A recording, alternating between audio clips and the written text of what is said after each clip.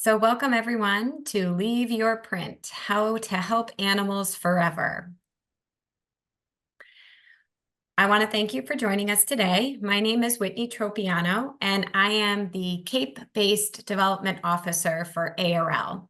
And today, I will be joined by one of ARL's most dedicated volunteers, supporters, and adopters, Katie Brennan-Kane, who also lives here on the Cape. She happens to be a partner and the Vice President of Operations and Client Services at Beacon Financial Planning in Hyannis.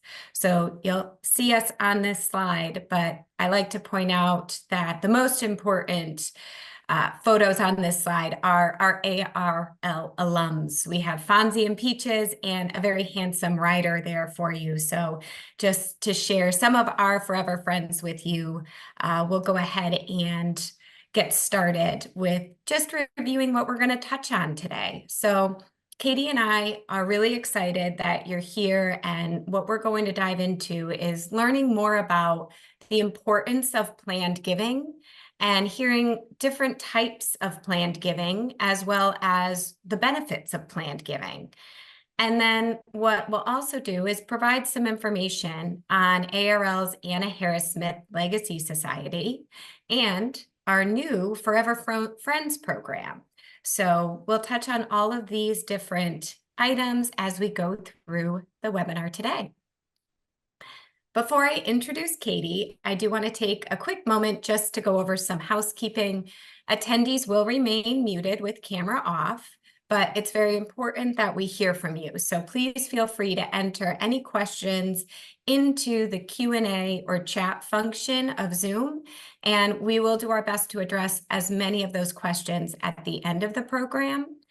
Closed captioning is available, so if you would like to turn that on, you simply need to click on the CC Show Captions button.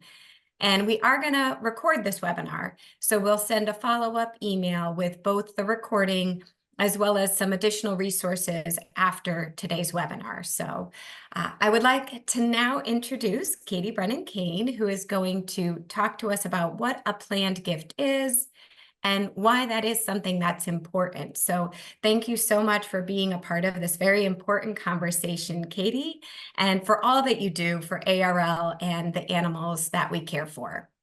Well, thank you very much, Whitney, for the introduction, and thank you to ARL for inviting me today to help with such an important topic. Planned giving at its core is so important to how nonprofit organizations sustain their operations and can continue to thrive in the way that the Animal Rescue League has for an amazing 125 years. Saying that number out loud is incredible and true.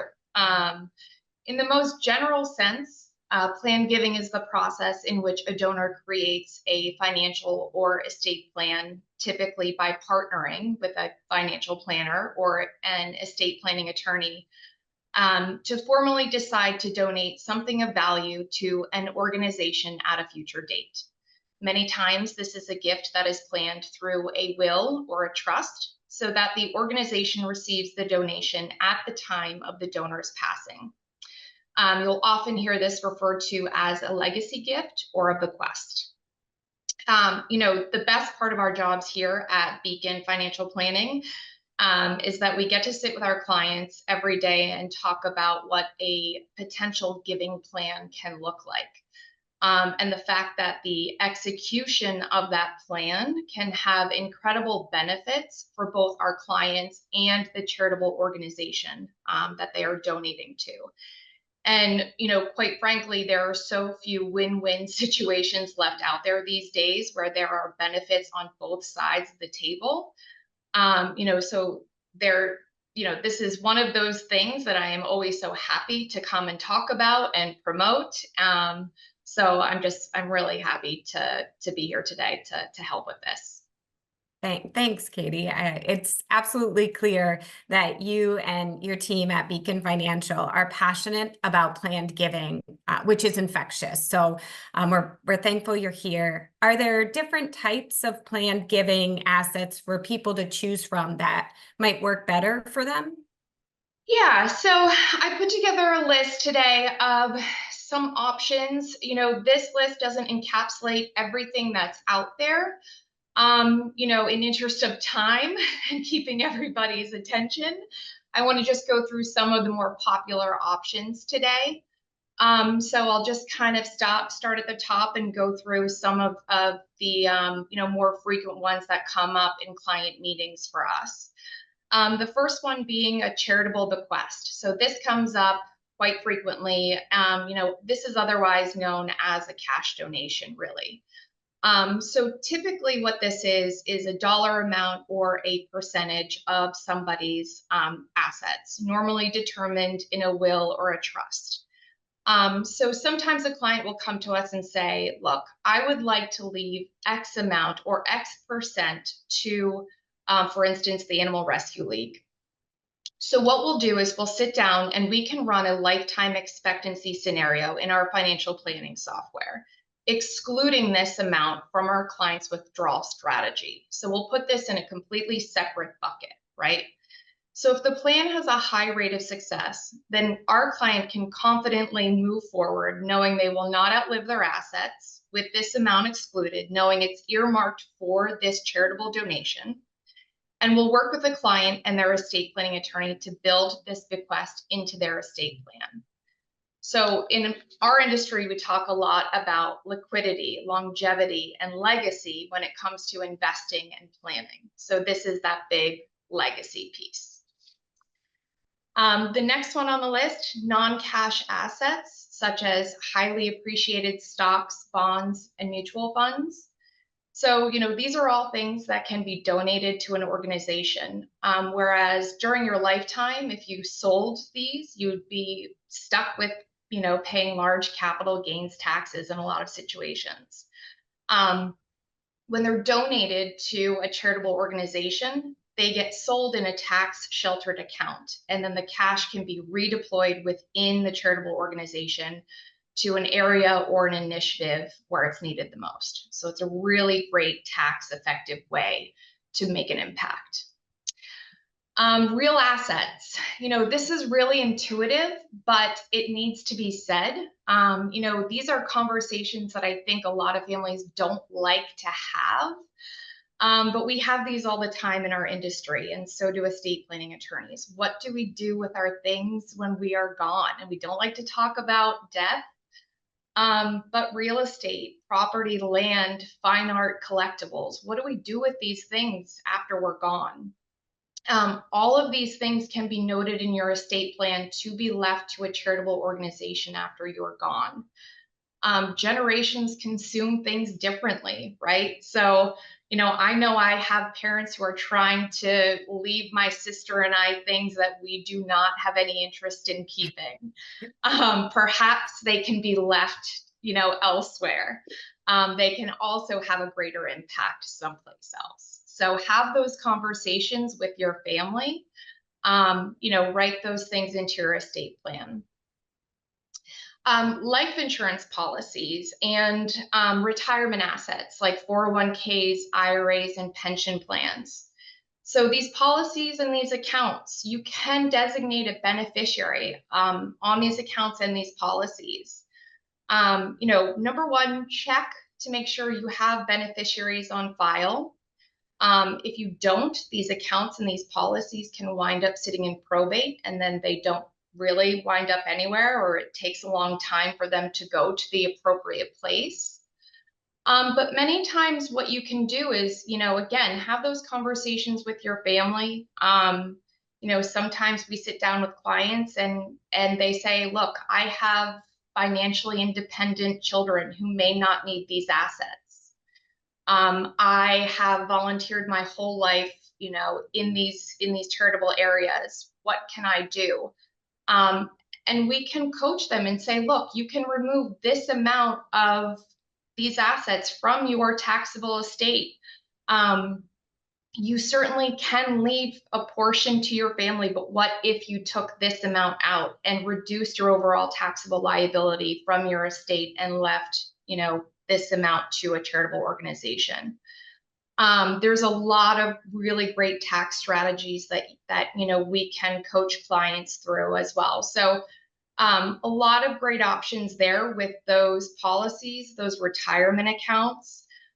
Without getting too much, in the weeds with the detail, there's also time frames of leaving these accounts to your heirs where they have to spend down these assets, and it becomes taxable income to your heirs as well. So again, there's a lot of strategies, a lot of information in there, but it's good information to have, and always check that you have beneficiaries on file. And then the sixth option, a little more involved, but absolutely worth mentioning, is a charitable remainder trust. So this is an investment account that can be set up to offer income streams to the donor during the donor's lifetime. But at the donor's passing, the trust assets are then given to the charitable organization. So you, as the donor, get the income from the investment account during your lifetime. And at your passing, when you're gone, the trust then helps to fund the mission that you are so passionate about during your lifetime. So it's a really incredible, unique investment vehicle. You get the income stream during your lifetime, and then it's this gift that really kind of keeps on giving when you're gone. So just again, kind of a variable list of options, not everything that's out there, but just, a start, if you will. A start. Yeah. I mean, I can say it's quite a variety pack of options you have there. And just listening to you, I know I have some of my grandmother's plates in my basement, which are very decorative, but I might not need them. So I think I should have some conversations with my parents as well to be prepared, along with other things. So thanks for sparking that in my life. Katie, what would you say are the benefits of planned giving? Well, for the donor, planned giving certainly allows the donors to leave a legacy for themselves and for their families, right? And in most cases, you get to decide today how your gift gets used in the future. So, there's options to meet with a gift officer at a charitable organization and sit down and say, hey, if I were to leave this portion of my estate, how would those dollars get used? Could it be in this capacity? There's always an option to potentially direct funds or have a conversation of how those funds could potentially get used. That's a really great impact, right?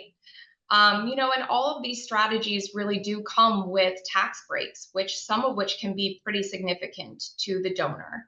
And a lot of these are things that people just aren't aware of. So there's a lot of education out there that I think is really important. And the benefits for a nonprofit like Animal Rescue League, planned giving planned gifts can make a profound impact and an enduring difference to the mission of the organization and the animals that they serve each and every day. And I did include this quote on the bottom of the slide. A lot of what we do as financial planners is a bit of behavioral finance and kind of coaching our clients in what makes them happy. And it is proven that spending money on others makes people happier than spending it on themselves. And I think no one knew that more in the kindness of giving to others than Anna Harris-Smith, the founder of Animal Rescue League. So, kind of along that vein of generosity of spirit, I know, Whitney, you're going to kind of take over now and fill us in and talk a bit about the Anna Harris-Smith Legacy Society. Yes, that's a perfect lead in. And I'm so happy you had that quote on that last slide, because that is who Anna Harris-Smith was. And that's what this legacy society is based on. So Katie, thank you so much for sharing all of this important information with our guests today. Being prepared for not only our loved ones, but also our furry loved ones is very important. And I'm pretty sure any of the attendees on this webinar have had or have some furry loved ones that were very important to them. So speaking of kindness and how it uplifts the world, and Anna Harris Smith, here at ARL, we recognize our supporters who have included us in their legacy giving as members of our Anna Harris Smith Legacy Society. Just to give a little bit of background, Anna Harris Smith was the founder of ARL, and in 1899, she started ARL because she saw both the cruel mistreatment of Boston's working horses at that time, but sadly, she also saw a number of stray and homeless animals living on the streets. So that went ahead and triggered her to be the one who started the Animal Rescue League of Boston. And members of the Anna Harris Smith Legacy Society carry on that spirit of hers, the spirit of compassion and generosity for animals in need by including ARL in their giving plans. So we're grateful to our Anna Harris Smith Legacy Society members, and we recognize them by listing them in our annual report. They do receive invitations to certain events, special events that we have throughout the year. They have opportunities to possibly be featured in one of ARL's publications. And if they would like to receive or aren't receiving yet, our Four-Footed Friends magazine. It's a wonderful magazine we sent out along with offering some membership gifts. So there is a link, or should be a link, hopefully provided in the chat, that will provide you with some more information about the Anna Harris Smith Legacy Society. And this information will also be shared in the follow-up email. So hopefully you see that link. I went ahead and I actually took some quotes from some of our existing Anna Harris Smith Legacy Society members, and I put them on this slide. Feel free to read through them. I want to read one of them just to give a perspective from one of our members. When I think of all the homeless and abused dogs in the world, I remember our first dog, Skippy. Every animal deserves to be as loved as Skippy was. And we know ARL is making this possible. That's why we decided to leave a legacy gift to ARL. It's such a fulfilling feeling to know that our gift will continue to do good for animals, not just today, but for decades to come. So it's special to receive these quotes, this information, because it just reiterates the power that these members have and the impact they have with their gifts. So now, the moment that we've all been waiting for, I'm excited to share with you some information about our new Forever Friends program that we just launched. So because we all love our pets, we want to ensure that they are taken care of if we happen to leave the earth before them, giving us peace of mind that they are in good hands, and of course, alleviating any worries of what will happen to them. So if the unexpected happens, ARL is here for your pet or pets. And by enrolling in the Forever Friends program, your pet or pets can count on ARL to comfort, care, and also offer adoption services for your pet or pets. So as a member of Forever Friends, ARL agrees to admit your cherished pet or pets to one of our animal care and adoption centers. We have 3, Dedham, Boston, and Brewster. And should your pets happen to outlive you, or in an event that you are no longer able to care for them, you can bring them to ARL and we would be able to go ahead and take them from there. Now, how do you become a member of Forever Friends? In exchange for a promise of a legacy gift, a pre-registration fee of $100, and the completion of intake paperwork for your pet or pets, ARL will then recognize you as both a member of our Forever Friends program and a member of our Anna Harris Smith Legacy Society. So there should be another link, hopefully pasted in, that will allow you to learn a little bit more about the Forever Friends program.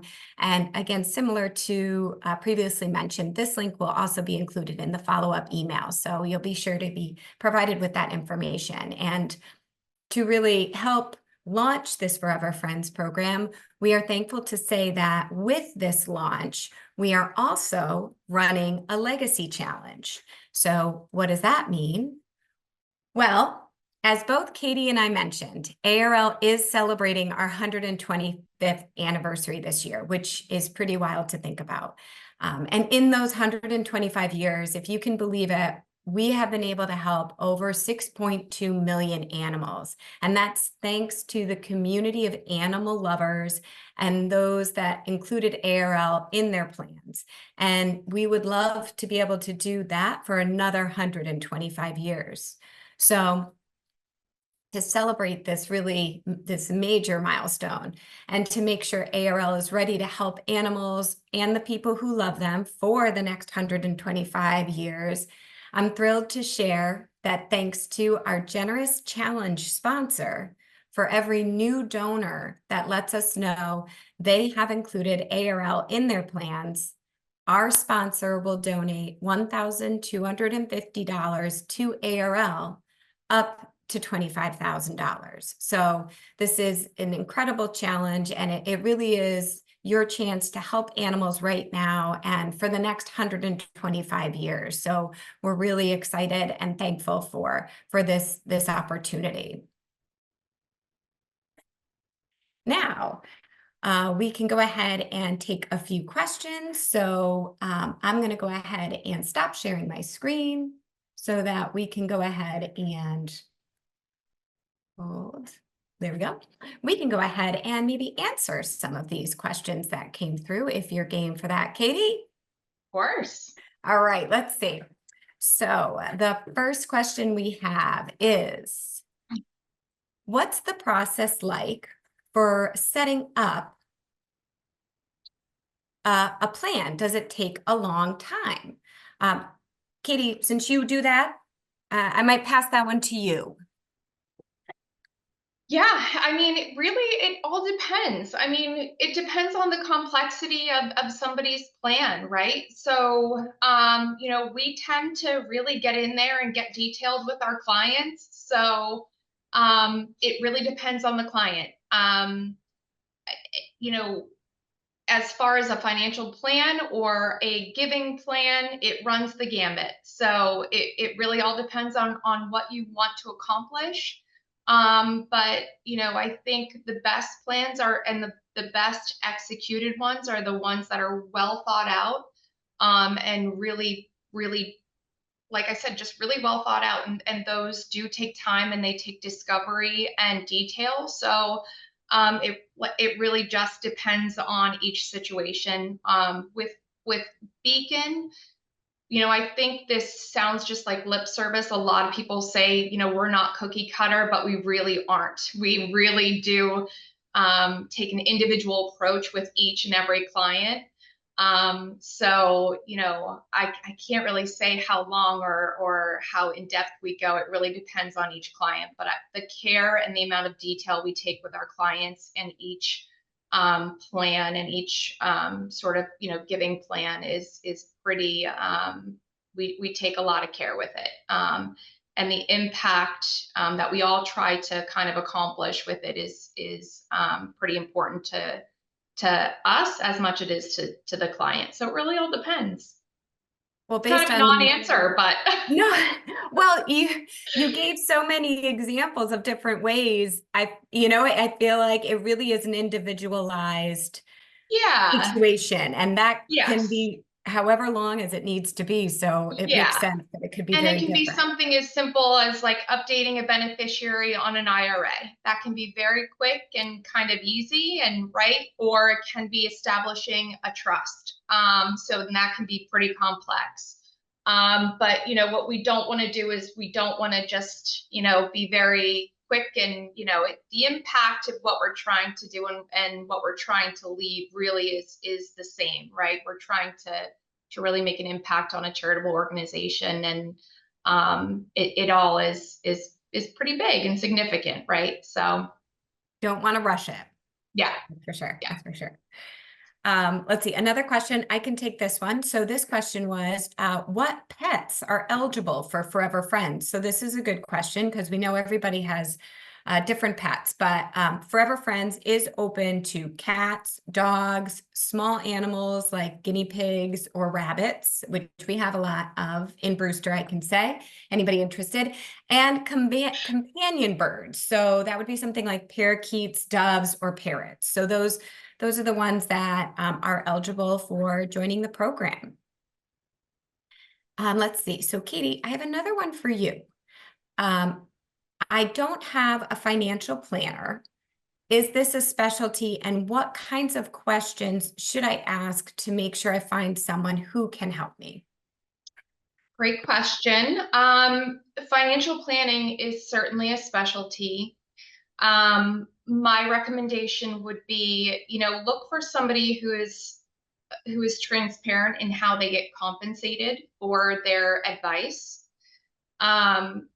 We at Beacon are fee only planners. We don't sell products. We're not commission based. So, it's a very conflict of interest free advice. And advocate for yourself, right? We have to advocate for ourselves in lots of other places, in kind of, with our doctors, with, a lot of other places. So, in the financial world, if it doesn't feel right, move on. Ask the questions, settle where it feels right, where you feel heard, not rushed, and just ask all the questions. And if you get pushback, move on. There's a lot of us around, so just land where it feels right. I think that's great advice. Absolutely. You got to feel comfortable. Yes. Let's see. So one question we had was, how do I let you know that I've included ARL in my plans? And do I need to do anything special for it to count for the legacy challenge? And this is a great question. And all you actually need to do is contact us, my colleague, JSmith.